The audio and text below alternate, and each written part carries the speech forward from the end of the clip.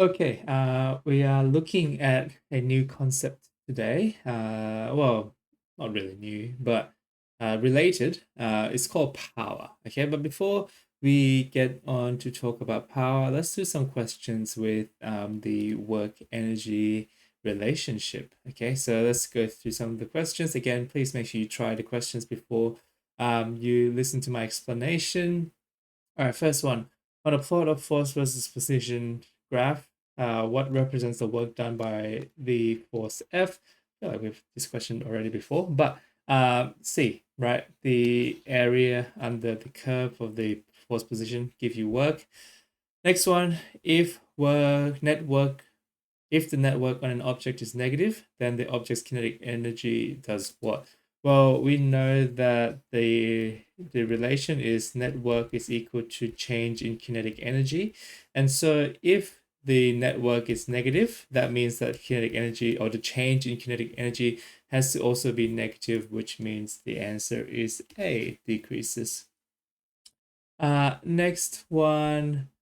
A 4 kilogram mass is moving with speed 2 meters per second. A 1 kilogram mass is moving with the speed 4 meters per second. Both objects encounter the same constant braking force and are brought to rest. Which object travels the greater distance before stopping? Okay, similar idea. So again, your work energy relation probably makes this question a lot easier. Haven't really thought, but you probably could do it with kinematics too if you really want to, right?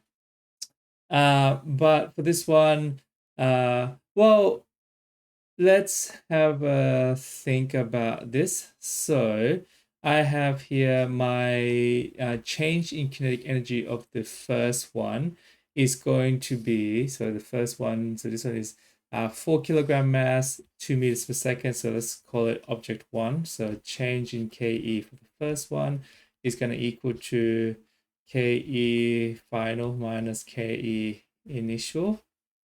Right, my final is going to be 0, and my initial is going to be half times the mass times the velocity or speed squared, and that gives me minus half times 4 times 2 squared. I probably really need a calculator for this, but oh well. Minus 8, right? So that's my change in kinetic energy for the first one. For the second one, let's try it as well. So KE final minus KE initial. So final is 0, initial is half times m. So the mass in this case is 1, and then my speed is 4 and then squared. So that becomes minus, so 4 squared is 16 divided by 2 is 8, so minus 8. So you can see how the change in kinetic for both of them is the same. And so because network is equal to change in kinetic energy, that is therefore equal to force times displacement. If the kinetic energy is the same for both of them, that means that force time displacement for both objects has to be the same. It says here that it's the same constant braking force, so force is the same. Therefore, the displacement also has to be the same for both of them. So the answer is C. Okay. Next one.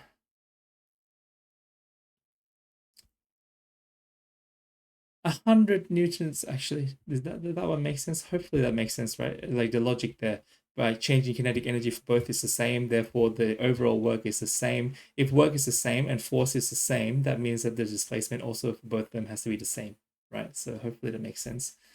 Okay, next one. 100 Newton force has a horizontal component of 80 and a vertical component of 60 Newton. The force is applied to a box which rests on a level frictionless floor. The cart starts from rest and moves 2 meters horizontally along the floor. What is the cart's final kinetic energy? Again, we can use my network is equal to change in kinetic energy. I started from rest, so I'm starting from 0. And so whatever work I do would just be my kinetic energy final, right? Or do you want me to expand it out? Let's just expand it out. So KE F minus final minus initial. My initial is 0. All right, so that doesn't count. So then let's work out what the net work is. Remember that work is force dot displacement, right? And so with the dot product, I only really care about the component of the force that's parallel to my displacement. So in this case, I only care about the horizontal component, right? I don't care about vertical because that part's not doing any work. Okay, so just the 80 newtons. And then that's going for 2 meters. So 80 newtons times 2 meters gives you 160 joules. So answer is B. Next, total mechanical energy of a system. So which one is correct? Let's see. It's equally it's not always equally divided between kinetic and potential, right? It's either all kinetic or all potential. No, that's not true. Can never be negative. That's not true. It can be negative. So the answer is D. It's constant. Only if conservative forces act. Because remember that work done by non-conservative force is equal to the change in mechanical energy. So the only way for you to change the total mechanical energy of a system is for you to have work done by non-conservative force. An acorn falls from a tree, compares kinetic energy K to its potential U. Well, as it falls down from the tree, so I have a tree here, an acorn over here. From here, high potential. As it goes down, kinetic energy increases and then potential goes down to 0. So K increases and U decreases. The answer is A. Right. Number 8. A lightweight, a lightweight object and a very heavy object are sliding with equal speed along a level frictionless surface. They both slide up the same frictionless hill, which one of them rises to a greater height? Frictionless, so ignoring work done by non-conservative force. Remember that I have the idea of if I can ignore, so if work done by non-conservative force equals 0, then it's just conservation of mechanical energy, right? So change in kinetic energy, or maybe I should say minus, so decrease in kinetic energy is just going to be equal to the increase in the potential energy, right? And so this one here, I have half times m vf, no, because it's minus. So let's go VI minus VF. So both of them, VI squared minus VF squared is equal to mg h final minus h initial. Notice how the m cancel out here, right? So masses cancel out. So now it's no longer dependent on the mass. It's dependent on the initial speed, and it's dependent on that determines the final height, right? And so both of them would actually go up to the same height. If you don't believe me, you can try to plug in some random number and see that they will end up with the same height. So the answer for this one is C. Next, state the principle for conservation of mechanical energy for conservative forces. So for this one, essentially this principle states that if only conservative forces, I can't write properly, conservative forces act or are acting, essentially if non-conservative work is equal to 0, then the total mechanical energy of a system neither increases, yes, nor decreases. Right? In any binary process. So if only conservative forces are acting, then the total mechanical energy of a system neither increases nor decreases any process, it stays constant. So say that it stays constant, and therefore it is a conserved quantity. Okay. Next one, state the law of conservation of energy. So this one now is a more broader stroke, a broader law, right, that applies to all situations. So for this one, it just essentially said the total energy. So total energy,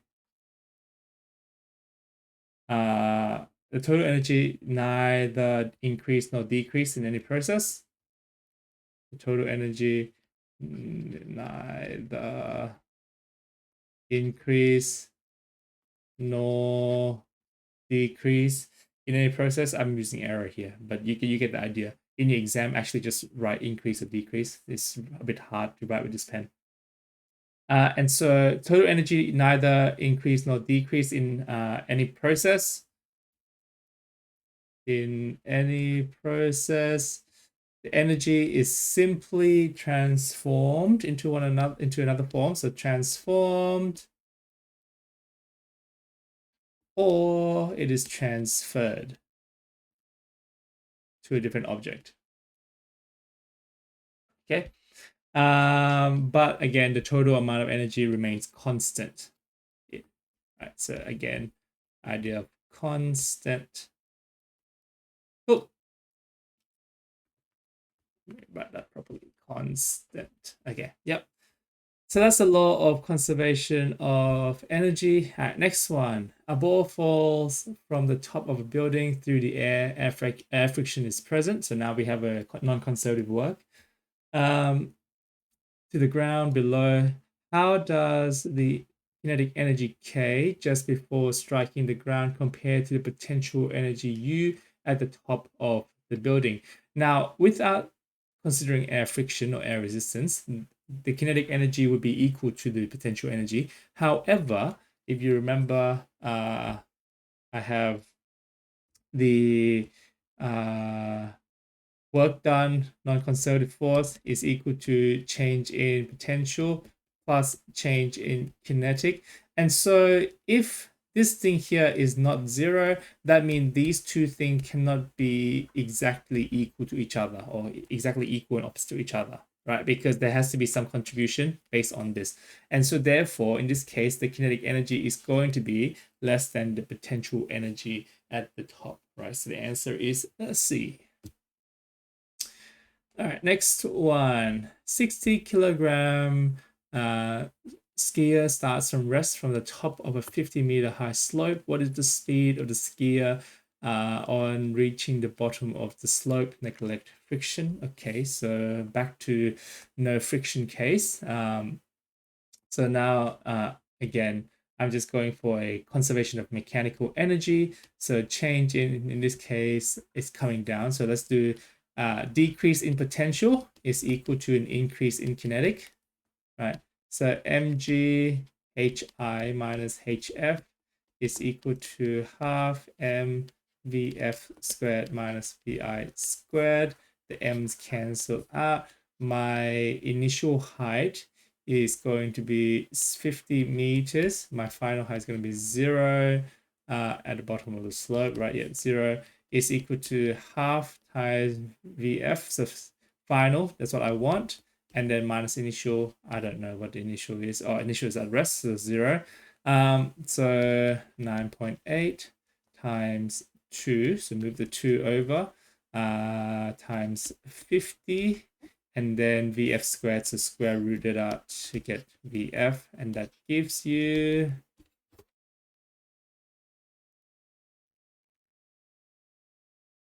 9.8.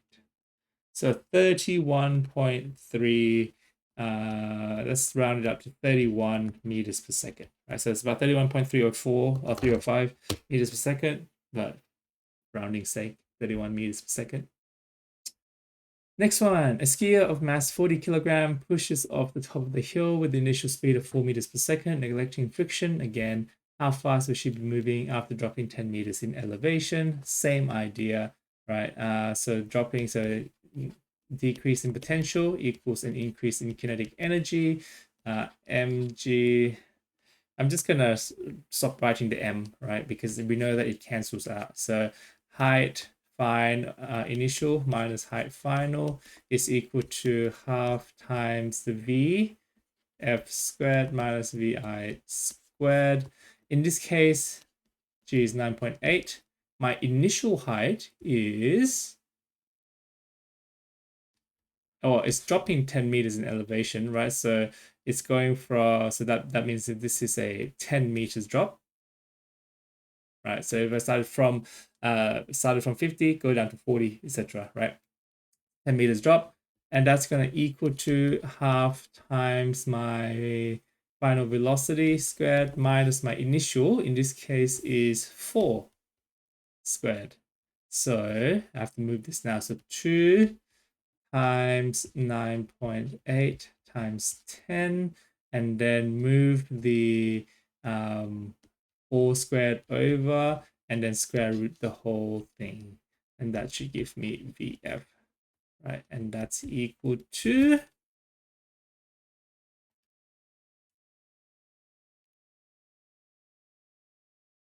14.5. Is this right? 14.56. So the answer is B, right? 15 meters per second. That's equal to, so VF is equal to 14.56. So that's, yeah, B, 15 meters per second. Cool. Next one, 1 kilogram ball falls to the floor when it is 0.7 meters above the floor. Its potential energy exactly equals to kinetic energy. How fast is it moving? Okay.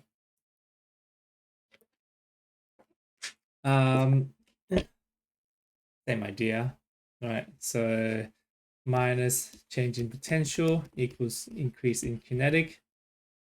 In this case, I want to work out what is my, how fast is it moving when the potential energy exactly equal to my kinetic energy. Okay, so I need to then work out what is my potential energy at that point, right? At that point.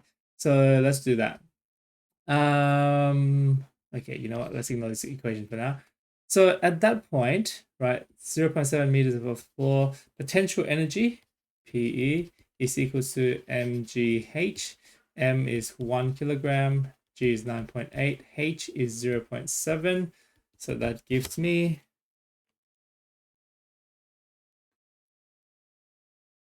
6.86 joules, and that's equal to the kinetic energy, right? So 6.86 is equal to half times mv squared. So for v is going to equal to 2 times 6.86 times, divided by the mass, which is 1 kilogram, and then square root the whole thing. So square root 2 times the answer gives me 3.7 meters per second. Okay. Cool. Next one. A toy rocket weighing 10 Newton blasts straight up from the ground level with a kinetic energy of 40 joules. At the exact top of the trajectory, its total mechanical energy is 140 joules.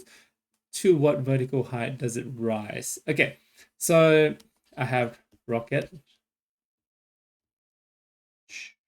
right? Pointy rocket.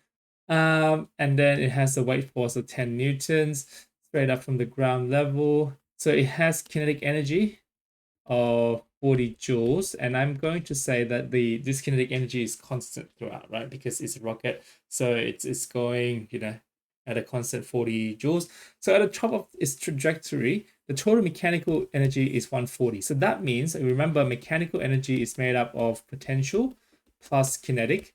So the kinetic is still 40 joules, right? So that means if this is 140 joules, the potential has to be 100 joules, right? Because 100 plus 40 equals 140. And so if I know that the potential has to be 100 joules, I can then work out the vertical height, right? Because potential energy is just equal to mgh. Mg in this case is 10 newtons because I have the weight already, right? So mg, remember, is the weight. So that's 10 newton times the height equals to 100. Therefore, the height has to be 10 meters. The answer is B. Okay. So height equals 10 meters. All right, next question. Quite a few questions today. A pendulum, oh, this is an interesting one. A pendulum of length 50 centimeters is pulled 30 centimeters away from a vertical axis and released from rest. What will be its speed at the bottom of its swing? I really want you to give this one a try, see if you can actually figure it out. But if you can't, here's how you would do it. So I have here a pendulum, right? So at rest is right over here like this. The length is going to be equal to 50 centimeters. It is pulled 30 centimeters away. So as it is pulled away, right, it's going to go up slightly, right? So it's getting pulled this way. But remember that if it gets pulled this way, yeah, again the ball is going to go up slightly. And so in its pull state, this is what it kind of looks like. Right, so this is the length is still 50 centimeters, right? And now it is 30 centimeters away from the equilibrium point.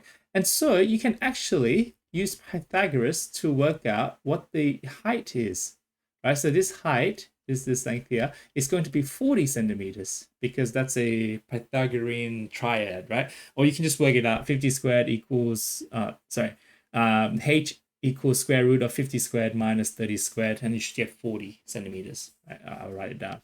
So remember Pythagoras theorem, c squared equals a squared plus b squared. So if I want my side h here, that's going to be equal to h square root of 50 centimeters minus 30 centimeters. And that should give you 40 centimeters there. Okay, and so I now have the height difference, right? So I started off, right? So this is on the blue one is like, when I pull it over and then I let go. So I'm starting off at height of this is certain height here, right? And then it's going to drop down by 10 centimeters because remember when it reaches the bottom, right? When the string is like fully stretched down, that's 50 centimeters. So that means that if it's dropping, the height of dropping is dropping 10 centimeters. Okay, and so with this information, I can actually work out how fast the pendulum is going to be swinging over here. So let's try work that out. So again, negative change in potential is going to be equal to increase in kinetic energy. Again, I won't write the mass because we know the masses cancel out. So G H initial minus H final is going to equal to half times V squared minus initial squared. I know that my initial, so this is 9.8, my initial is going to be, look, now depends on how you want to, you can set your coordinate in a way that goes like 0 is here, and then this is, minus 40, and this is minus 50. You can do that. I'm just going to say that 0 is over at the bottom. So this is 0, and then up here is 10. That's what I'm going to do, right? So initial is going to be starting from 10, and then it's going to go down to final, which is 0 centimeters. Oh, that reminds me, not centimeters. We need to convert it to meters first, right? So convert to meters. So it will become now from 0.1 meter to 0 meter, and that's going to equal to half times my final velocity, which is what I want, minus my initial, which is going to be from rest, which is 0 squared. Do all the maths. I should get that VF is equal to square root of 2 times 9.8 times 0.1. That gives me 1.4 meters per second. Right. And so you can probably see now that I didn't give you very much information up here, yet you're able to work out what is the velocity of the pendulum at the bottom, like at the bottom of the pendulum, which I think is actually quite powerful, right? I literally just give you the length of the rope and then how far I pulled it, and then you were able, you should be like, we're able to work out the speed from that, which is quite cool, I think. All right, next one. Kinetic friction force between a 60 kilogram object and a horizontal surface is 50 newtons. If the initial speed of the object is 25 meters per second, what distance will it slide before coming to a stop? Okay, this is a network energy situation, right? So it's expanding this, right? I should get that this is equal to net force times the displacement, and that's equal to change in kinetic energy. So half times m times vf squared minus vi squared. So in our case, I want the mass to be 60 kilograms. My final velocity is going to be 0, and my initial is going to be 25 meters per second. So squared that. My net force is kinetic friction force, 50 newtons. Right, so in this case, because it's just sliding along, the only force acting, the only force that's doing work against the sliding is friction. So that's why my net work or net force in this case is just the force of friction. That's 50. Again, weight force and normal force is perpendicular, so they do no work.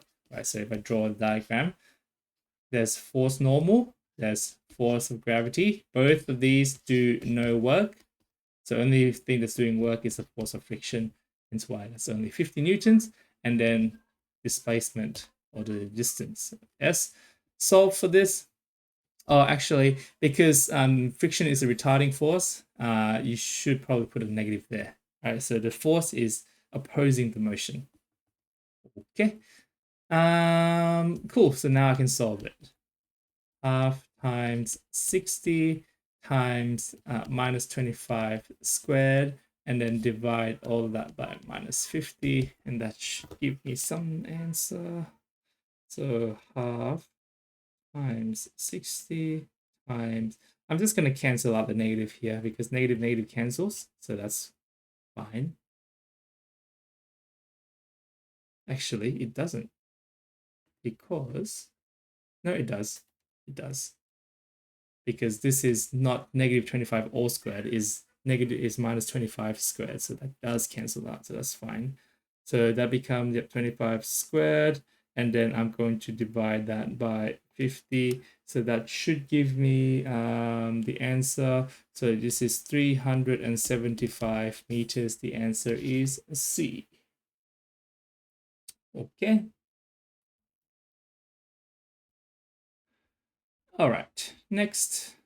2 kilogram mass is released from rest at the top of a plane, of an inclined plane. So I got here 20 degrees above the horizontal. I have 2 kilogram mass at rest at the top. So this is 2 kg. The coefficient of friction between the mass and the plane is 0.2. So 0.2. What will the speed of mass after sliding what will be the speed of mass after sliding 4 meters along the plane? So I'm looking for this thing to come down 4 meters. Cool. Okay. So give this one a try too, right? See if you can work it out, right? Very similar trick to what we probably would do with the pendulum one. But now we also have friction, right? So I have work done by non-conservative force is equal to, actually, should I just work out? I probably could. Like there's so many different ways to approach this one, right? So I'm just gonna pick one of them. So let's go, you know what, let's just do, if I do network, then that would mean I would have to work out the force of gravity down. Yep. And then force of friction backwards. Yep. Okay. Let's try that one. All right. So let's look at the forces acting on this. Now, I want to emphasize that I can actually, which one do I think? Okay. I want you to try working this out using using like analyzing the forces, right? So work out what the net force is, and then you should be able to get from there into, so work out like how much force is acting down, how much force is acting up, what's the net force, doing work on this thing. You have your displacement, and then you can work out the change in kinetic energy, right? Because net work equals change in kinetic energy. What I'm going to do is I'm going to do probably the harder way, but I think it's good to see it anyway. So this is work done by non-conservative force is equal to change in kinetic energy plus the change in potential energy. Okay. Actually, do I want to do this? It's a lot. Oh, do I want to? Sure. Okay, fine. Let's do it. Ugh. All right. Actually, no, I don't want to do this one. That's so much work. You know what? Let's flip it the other way around. You can try using this equation and see if it works, because it technically should work. You can find out the work done by work done by friction is going to be work out the friction force, right, times the distance down. So friction force, remember, is going to equal to mu Fn. So you have to work out what the normal force is and all that. That's why it's tedious, a bit long, but that's fine. Right, so work that out, plug it into the equation, you can get the change in kinetic energy, and then change in potential is pretty much just, there's a triangle here. So you can probably, and you have this length here, you have 20 degrees over here because it's, what's it called? What's corresponding angle of a parallel line, right? So if this is 20, this has to be 20, and so you can pretty much work out the height difference. So try using that method. I'm going to do it the other way that I described earlier. So net work is equal to change in kinetic energy. So let's work out what the work done in this case is going to be equal to. Actually, you know what? It's pretty much the same. Cool. So I have here force of gravity, and then I'm going to use a different color because it's getting confusing. Force of gravity acting down. This is my normal force, or equal to my normal force. Then that's my force going this way. So this is 20 degrees. Right. So friction is going to equal to mu times Fn. In this case, my Fn is going to be Fg cos 20. Right, because that's going down this way. Yep, that's my friction force. And then my force going down, so let's call this Fgx. Right, Fgx is going to equal to, honestly, you know what? Now that I think about it, it's pretty much the same amount of work, like whichever one you want to do, because yeah, it's the same. Fgx is equal to Fg sine 20, right?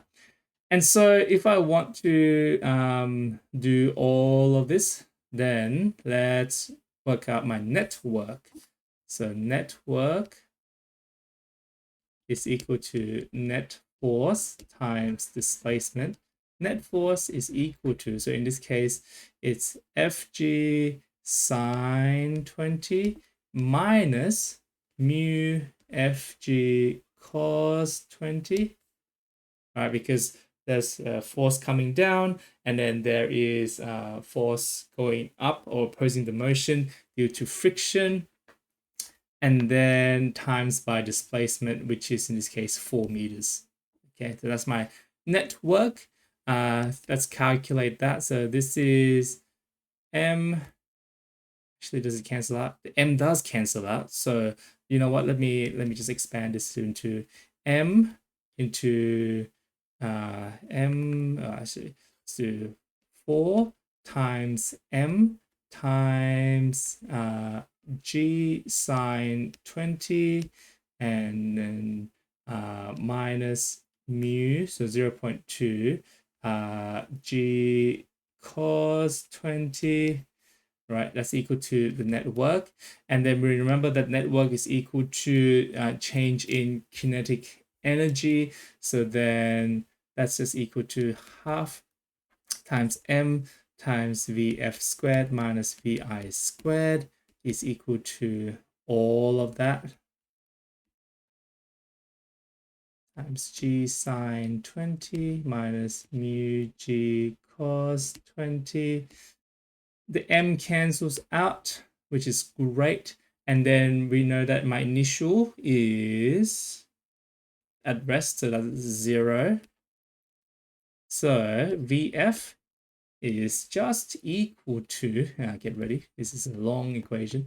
So it would be 2, because I moved half over to the other side, becomes 2 times 4 times G sine 20 minus mu G cos 20, and then take a square root of all of that, and that should give me my final velocity. Ugh, this question is not very nice, but also interesting enough that I might want to put it into your exam. Sine 20 minus 0.2, right? Mu, yep, 0.2 times G 9.8 cos of 20. It is going to be equal to, which side is it? 17. Oh, what did I do wrong here? Let me check my answer. All right, worked out what my mistake was. I forgot to put bracket inside my calculator. But all the working out so far is correct.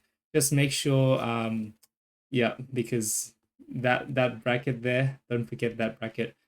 So square root of 2 times 4 bracket 9.8 sine 20 minus 0.2 times 9.8 times cos 20. That gives me 3.475. So about 3.5 meters per second. Okay, so that's how fast the block is sliding down at that point. So after 4 meters of sliding down the ramp, it's 3.5 meters per second. If you forgot to put the bracket like I did earlier, you would have gotten about 5 meters per second, which is incorrect. So don't forget to put your bracket. Coolios. All right, next one. 30 Newton stone dropped from a height of 10 meters, strikes the ground with a velocity of 7 meters per second. What is the average force of air resistance?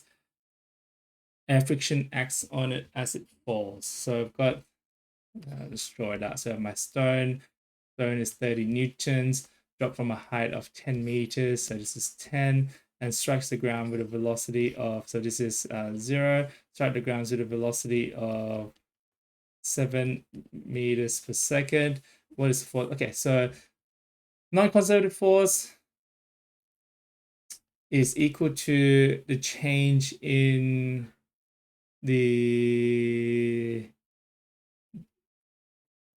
kinetic plus change in potential.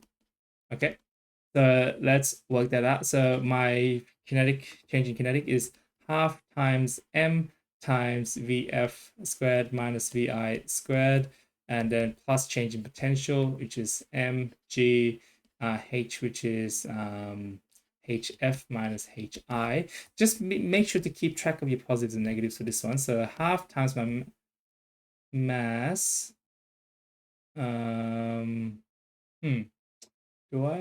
Should I? Okay, I guess I have to work out what the mass of the stone is. All right, I guess I'll work that out. All right, so the mass of the stone is going to be equal to 30 divided by, so m is equal to 30 divided by g, which is 3.06 kilograms.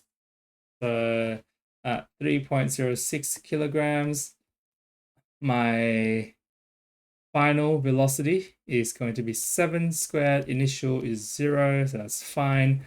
Plus my mg here is 30 newtons. Final height is 0. Initial height is 10. And so if I plug this, I should be able to get the work done by my non-conservative force, which is equal to, so half times the mass times 7 squared plus 30 times minus 10. And that gives me negative 225 joules. And so over a 10-meter drop, so remember that is equal to non-conservative force times the displacement. In this case, so minus 225 is going to equal to, this thing is what I'm looking for, and then 10 meters is my drop, and so FNC has to be equal to minus 225 divided by 10, which is negative 22.5. So 22.5 newtons of force going upwards. Right, so force done by air resistance, in this case, is 22.5. And it's negative because it's opposing my direction of falling. Okay. All right, cool. Hopefully that all makes sense and you're able to do these kind of questions now. I don't think it's the most difficult thing in the world. Maybe you just need some more maths, but I think you should be okay. All right. So for today's content, power, right? So power is defined as this. The power is defined as the rate at which work is done. Right? So the rate at which energy is transferred, or the rate at which work is done, and essentially power is equal to work divided by time, W over T. Or again, remember, work is the transfer of energy, so change in energy over time, right? So that's power. You can then use this equation to rearrange. So you could say that the amount of energy that is transferred or transformed, delta E, is going to be equal to power multiplied by time. That's just by rearranging, right? So that this equation would work out how much energy, what's the total amount of energy that's being changed, right? Or what's the amount of energy that's being transferred from one object to another? Because again, work can be, is that, right? It's a transfer of energy, a transformation of energy. In SI unit, power is measured in joules per second, which makes sense, right? Because the unit of work is joules, and then unit of time is second, and so therefore power is measured in joules per second. Now, this unit, we have a special name for it. Joules per second is also called a watt, right? With a capital W as a symbol. Okay, so I'm probably blocking it right now. Here you go. All right, there we go. Right. So power measured in joules per second, also known as watt, capital W. Anything else to talk about here? I think that's mainly it. Now you probably have heard of the term watt before, right? And you would have seen it from maybe like light bulbs, right? So you would have heard like 25-watt light bulb, 100-watt light bulb, etc. Yeah, so generally electrical devices will be given they will specify you in what, like 1,000-watt microwave, for example, right? So what that actually means is, again, the watt rating tells you how much energy is being transformed or transferred each second, right? So for a light bulb, it's how much energy is being transferred or transformed from the electrical energy into like light and thermal energy each second, right? So a 25-watt light bulb means that 25 joules of energy is being converted from electrical energy into light and heat every second. Okay. And then like something like 100 watts means that 100 joules of energy is being converted into heat and light every second. It does not tell us though how much heat and how much light. It just tells us how much energy in total it's consuming, or how much electrical energy is being turned from from electrical energy to other types, right? It doesn't tell us the proportion. which comes later in when we talk about efficiency in a second.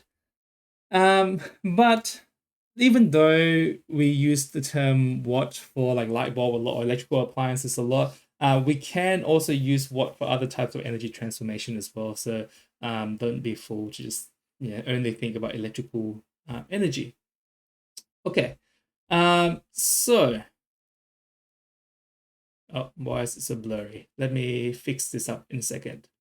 Okay, now that's now fixed. Great.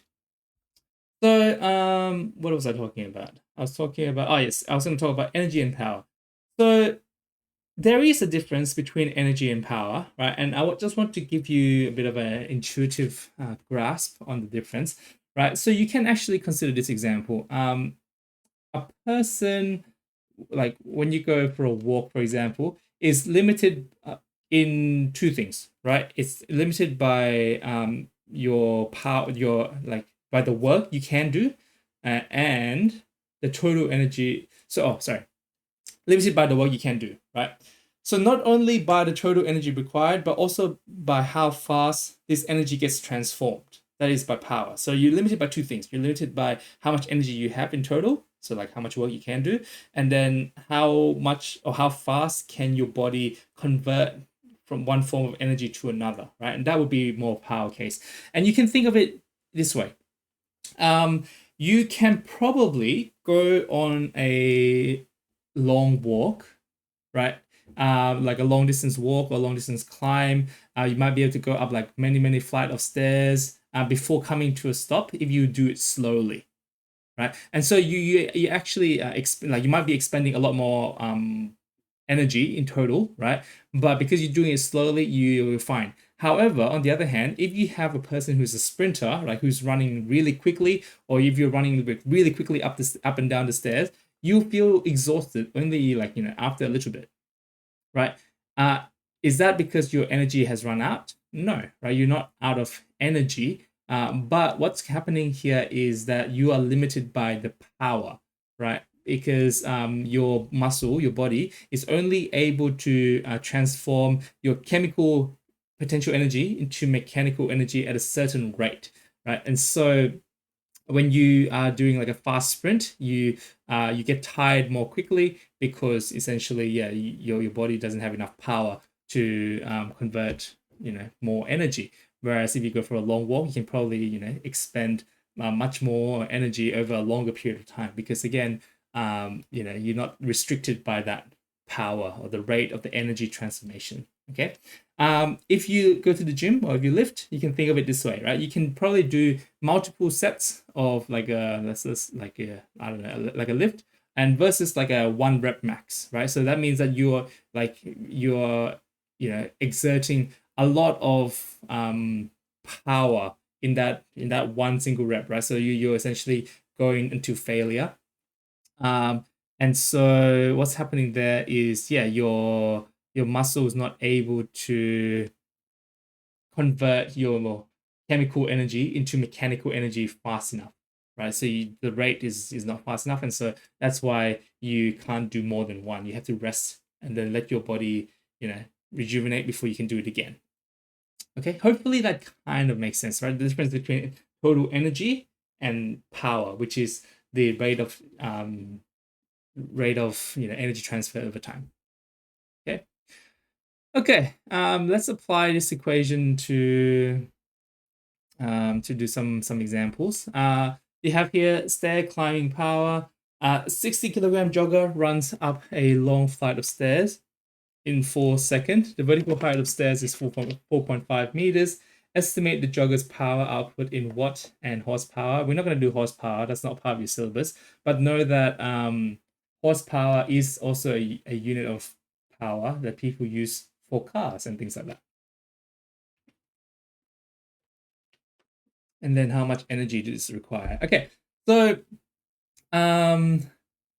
the work done in this case, we're going to simplify it quite a bit and say that the work done by the person is only the work done against gravity, right? So the work done is just equal to mgh, because again, if you're going up a vertical flight, like we've derived this before already, right? Like we say that if you go up the stairs, right, the horizontal forces doesn't really contribute much, right? Doesn't contribute to your work at all. It's just the vertical forces, and so only vertical force to go up is the force against your gravity, right? So if you're a bit confused about this again, just go back to when we discussed potential, right? The video on potential. I think that should kind of help you re-jog your memory on this a little bit. But yeah, so the work done is only against gravity, which is equal to mgh. And so if you calculate that, I can estimate the work. So that's equal to mass of 60 times 9.8 times the height of 4.5 meters, right? And that's equal to 60 times 9.8 times 4.5 meters, which is 2646 joules, right? But what I want is actually the power output. So the power output power is equal to the work over time, rate of transfer. Yep, work over time. So 2646 divided by 4 seconds gives you 661.5 watt, or for rounding, probably 660 watt. Okay. Cool. And then after that, how much energy did this require? Well, we already worked out how much energy it requires, right? It requires this much energy, 2,600 joules. Yeah. There you go. So part B, how much energy does it require? 2,600 joules approximately. Okay. Now, a quick note though, that the person, of course, would have to transform way more energy than the 2,600 joules here, because the total energy transformed by a person always includes some thermal energy, right? So you can think of it as when you walk up the stairs, you're not just moving yourself from point A to point B, your body's also releasing a bunch of heat, right? So you get sweaty, you get really warm. All of those things is energy. So your body is actually converting way more than 2,600 joules in order for, well, firstly to keep you alive, but also to then get you up and down the stairs, because your muscle is not 100% efficient, right? If it was 100% efficient, then you wouldn't heat up at all when you move, right? So all of your energy will be converted to kinetic energy, or and all that. And so yes, our body is not efficient, but that's okay. So that means that this is a very, very, very low estimate, right, to actual reality, because again, a lot more inefficiencies in real life.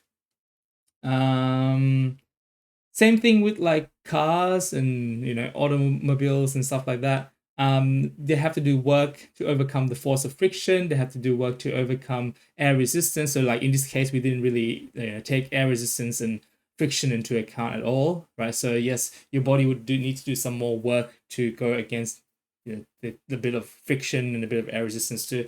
But yeah, so all those things, right? All those work will need to be taken into account if you want a more accurate value.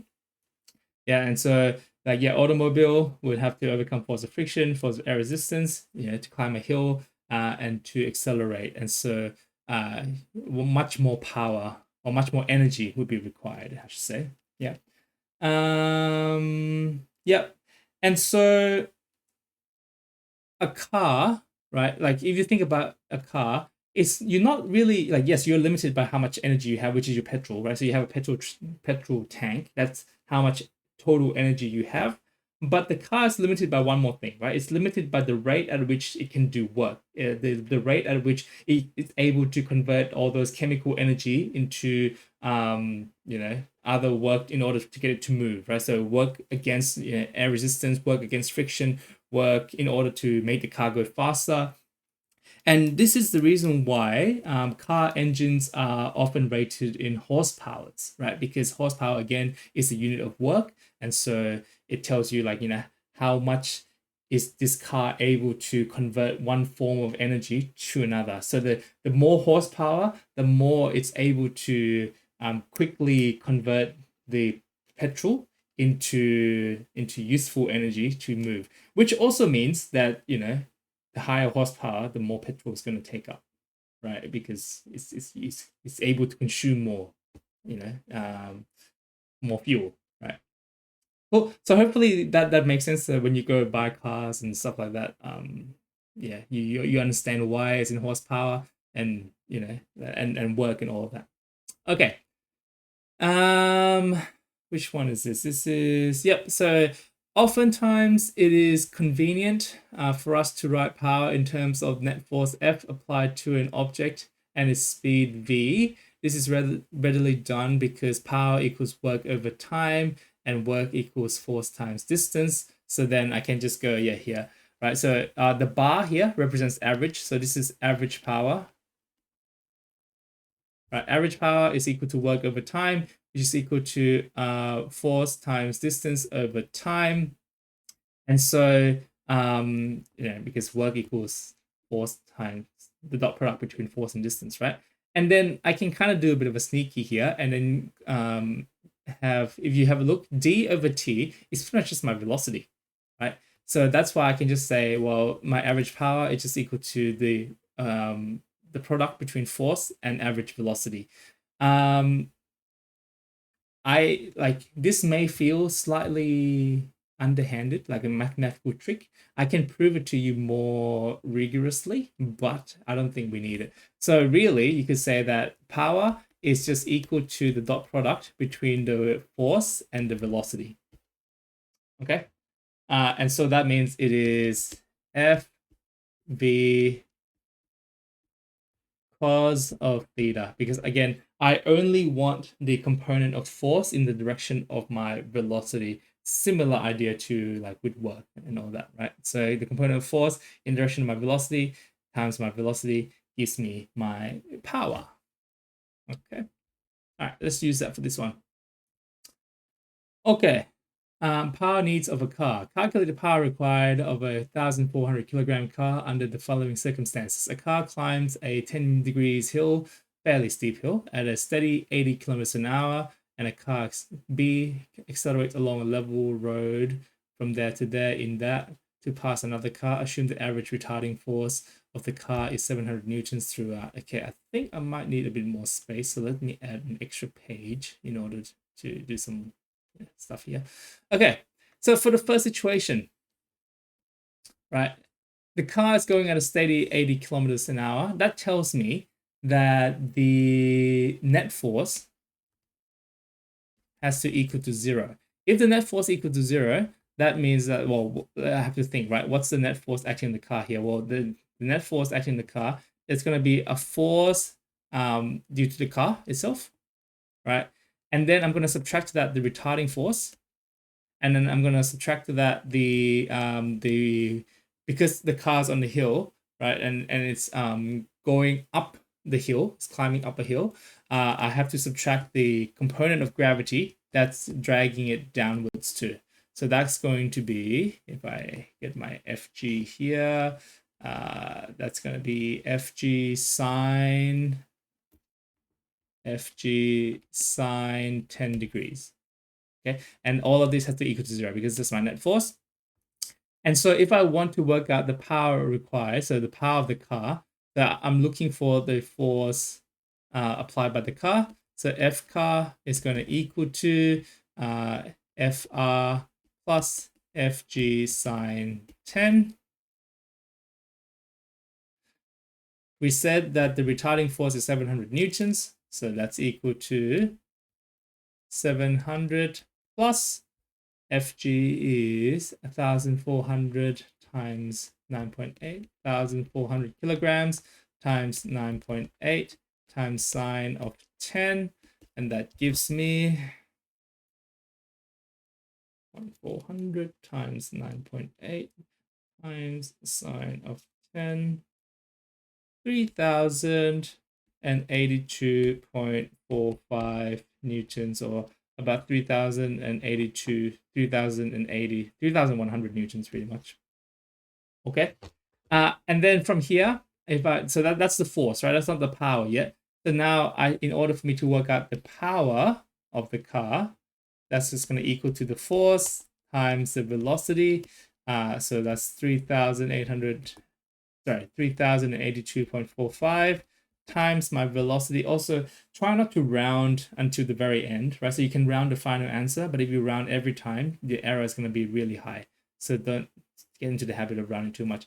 Now, this is in 80 kilometers an hour. So I have to convert this to meters per second. So it's going to be 80 kilometers per hour divided by 3.6 in order to change it to meters per second.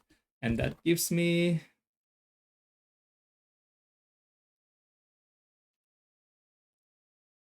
68,498.955555. So let's round it to about 68 kilo watt. Okay, so 68,000 watt is how much power the car needs to be able to it's the power the car is using, I guess. So how much it's converting from one to the other. And now, of course, like rarely, like unless you have an electric vehicle, they probably don't really use kilowatt as the unit of power. So you would need to then convert it to horsepower for like normal car, right? But if you have electric car, it probably is in kilowatt. Okay, part B. Car accelerate along a level road from 90 to 110 kilometers an hour in 6 seconds. So now I have acceleration. If I have acceleration, that means I have a net force, right? So pretty much the same thing. Again, make sure you give this question a try, please, right before you actually look for the answer. So let's work out the acceleration first, right? Okay. Yep.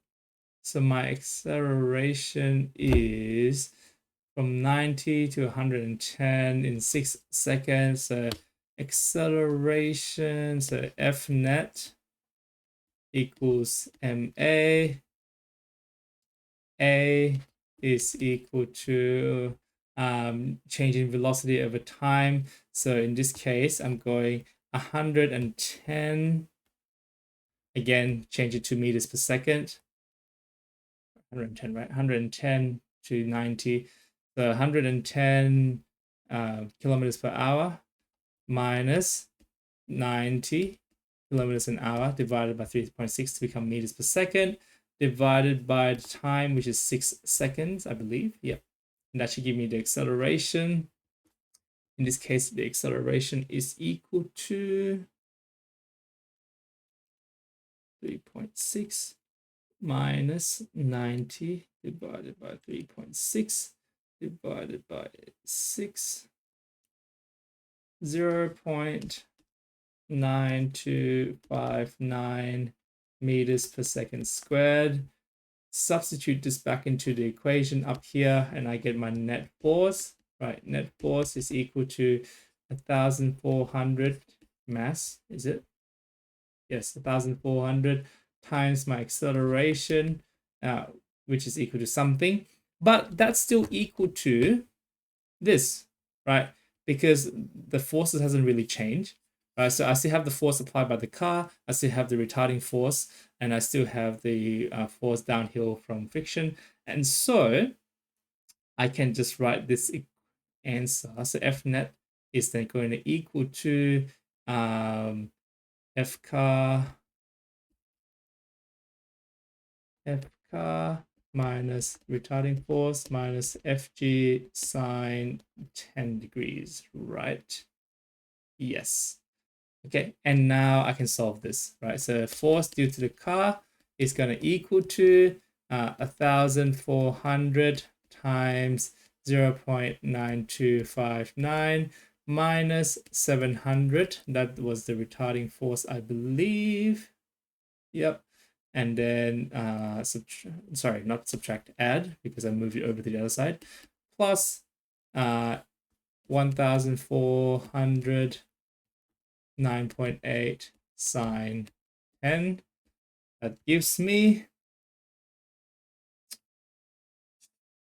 times the acceleration plus 700 plus 1,400 times 9.8 times sine 10 gives me 4,378.75 newtons.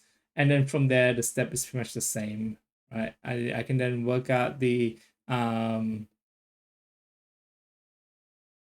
can work out the power by working out what my average velocity is going to be equal to.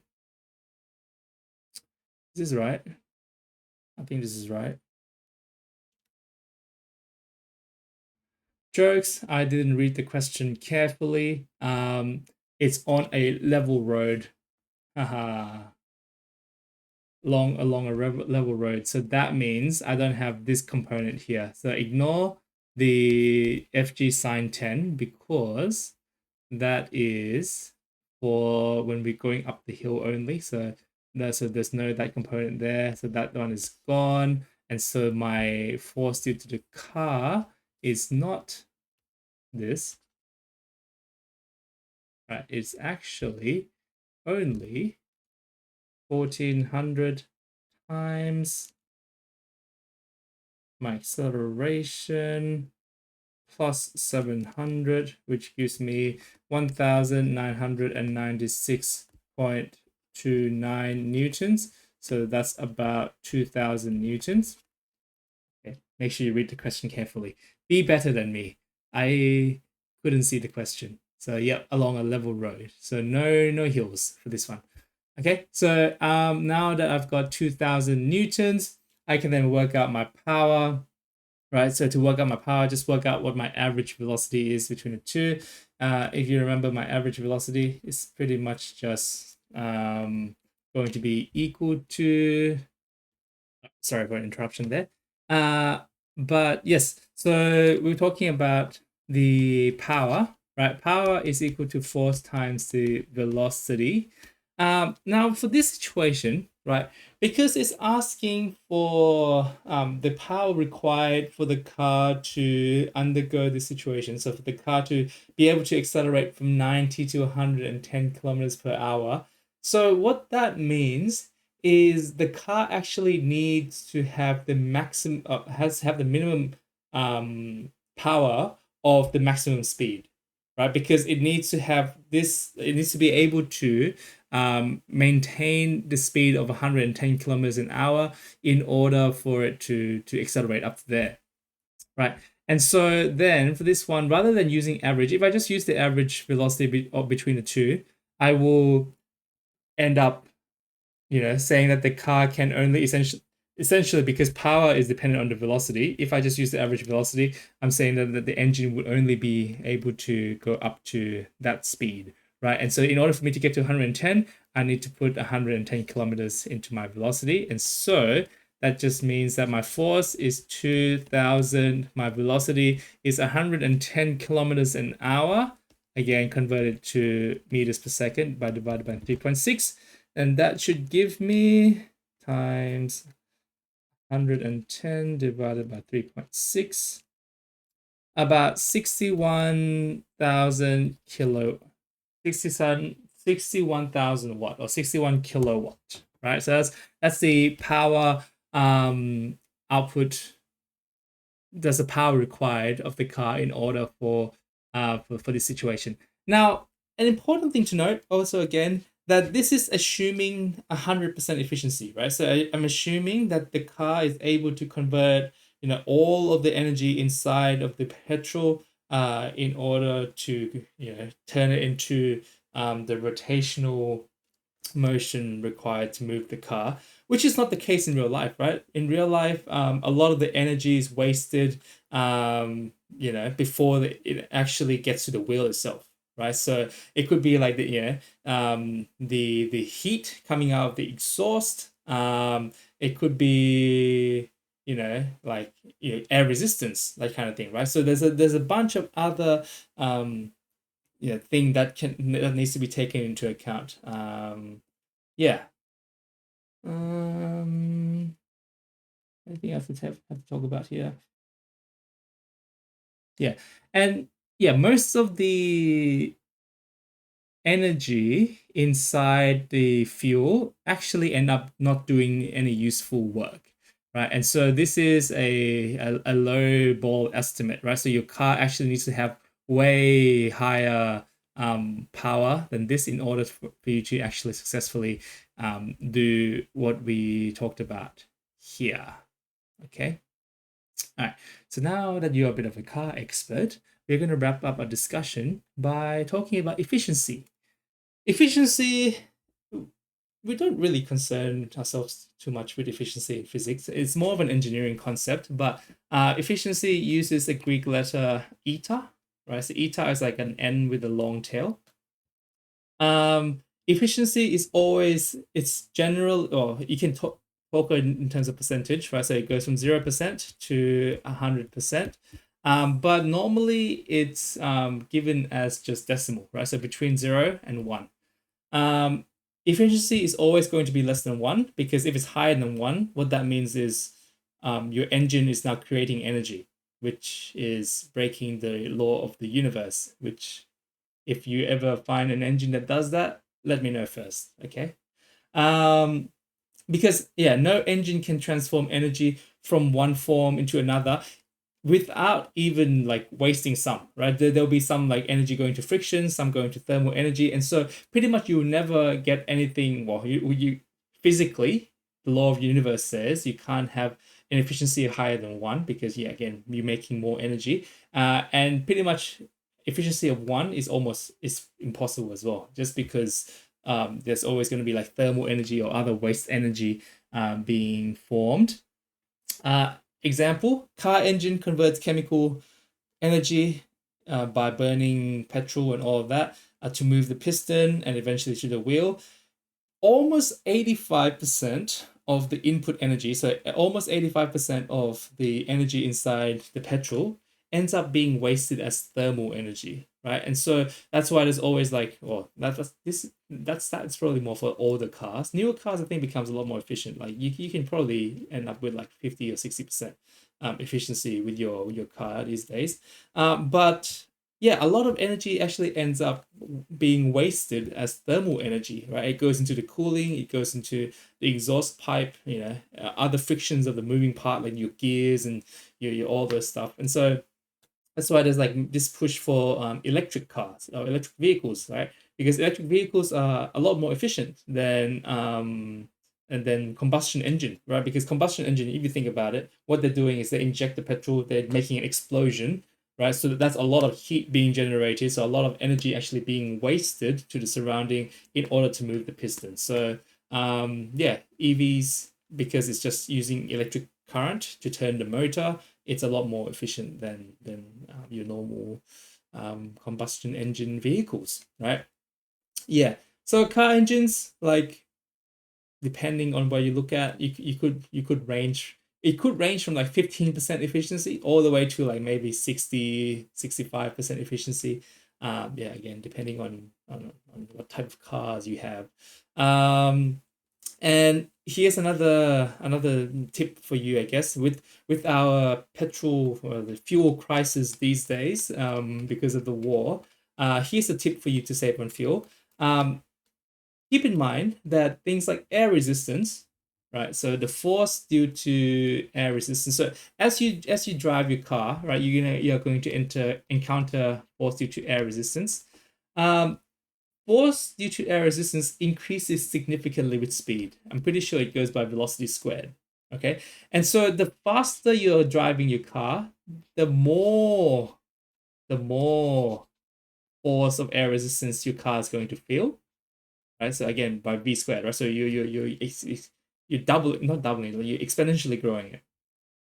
And so that means that your car actually requires your car to exert more force to maintain that speed, right? Because if you have a car, in order to maintain the speed, if you have a really high air resistance, force of air resistance, right, you need an equally large amount of force applied by the car in order to maintain that speed.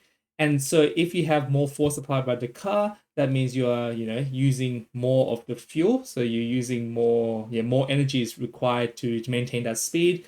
And so driving your car faster actually ends up using more fuel. And so how do you save on petrol? Well, firstly, probably buy an EV because EV again more efficient and doesn't use petrol. But you would want to actually not drive fast, right? Drive slower.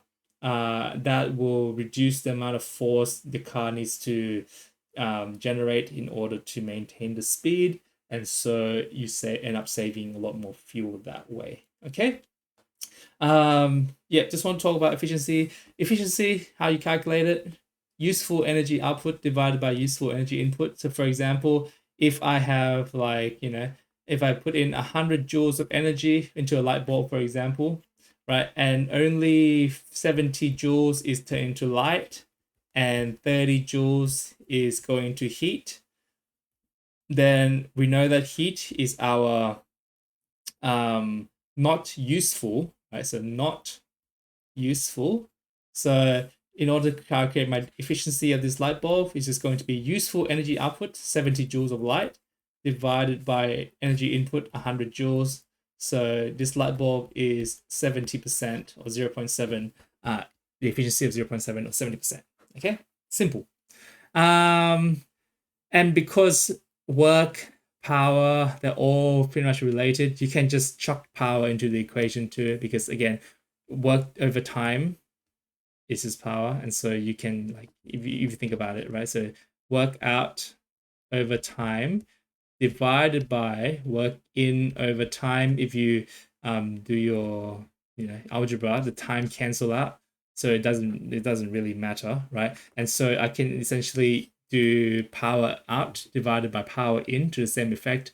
That can also be the how I calculate my efficiency of whatever, right? Engine or light bulbs. Yeah. All right, same thing. Okay, I know I'm going quite vastly over time, but this is the last question. So a crane takes 1 minute to lift 1,000 kilogram block of concrete through a height of 10 meters at constant speed. Calculate the power by the crane to lift the box. So I just have to do my work over time, right? So power equals work over time. Because this is crane going up, the only work done is against the force of gravity, so mgh divided by time, mass 1,000 kilogram, g 9.8, h is my height of 10 meters, divided by 1 minute, which I have to change to 60 seconds. And so convert this to seconds, and then if I put into my calculator, I get times 10 divided by 60 gives me 1,633.3 repeater watt. So rounding it, that's just equal to 1,600 watt. Okay, so that's how you would do that one. Try this on yourself. See if you can get the correct answer. Calculate the power of crane. If it takes 2 minutes to raise up, instead you just change the time, right? Not too simple. Again, don't forget to change it into seconds. And that's pretty much it on power. I'll put up worksheets on LUMI for you to try, and that's it. The last little bits that we have to discuss for this module is going to be on momentum and conservation of momentum and impulse and collision and all of that. So we'll leave that for later. Okay. Awesome.